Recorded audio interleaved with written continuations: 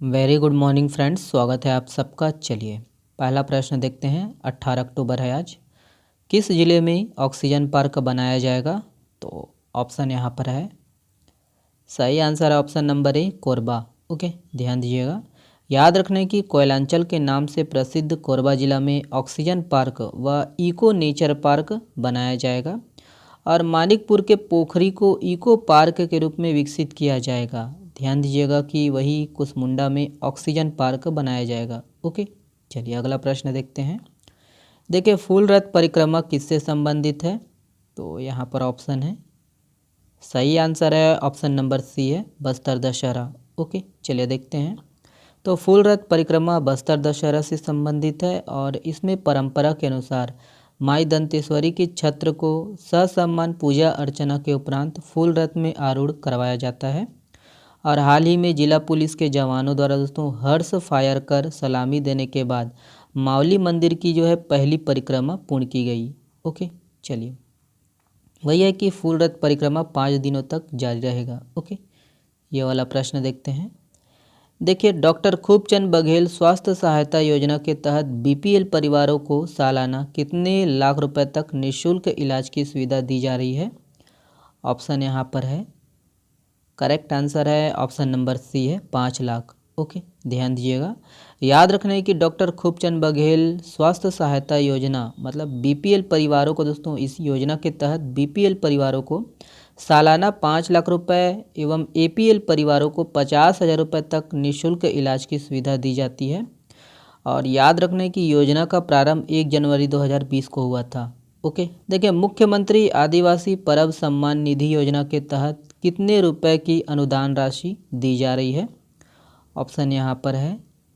सही आंसर है option number B है, 10,000 रुपये। ओके, ध्यान दीजिएगा। याद रखना है कि 13 अप्रैल को बस्तर के जगदलपुर में भूपेश बघेल ने मुख्यमंत्री आदिवासी परब सम्मान निधि योजना का जो है शुभारंभ किया और इस योजना के तहत अनुसूचित क्षेत्र के गांवों में जनजातियों के उत्सव त्योहारों के मेला, मड़ई, जात्रा पर्व, सरना पूजा, देवगुड़ी, नवाखाई, छेरछेरा, अक्ति, हरेली आदि उत्सवों त्योहारों संस्कृति को संरक्षित करने के लिए प्रत्येक ग्राम पंचायत को हर साल 10,000 रुपये की अनुदान राशि 2 किस्तों में देने का प्रावधान है। ठीक है, 5-5 हज़ार रुपये।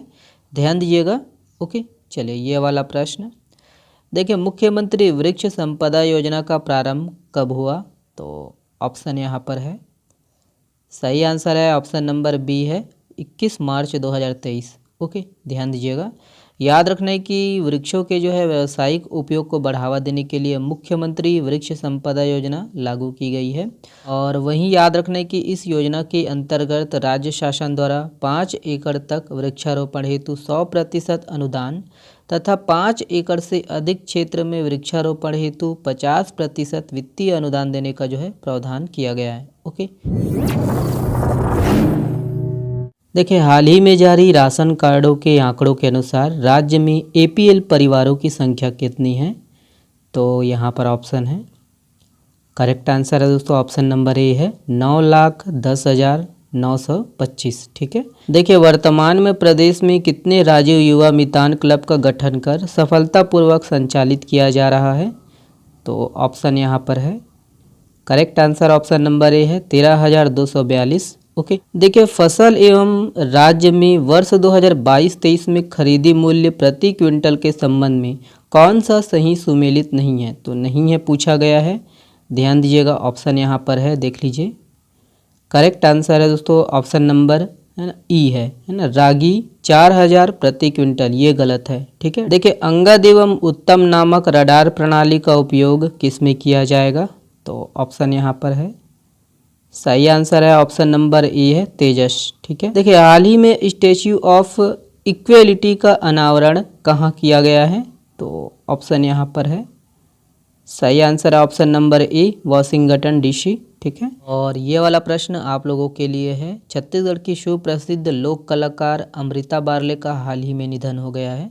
वह किस लोकगीत से संबंधित थी? तो इसका जवाब आप लोग को देना है कमेंट्स बॉक्स में।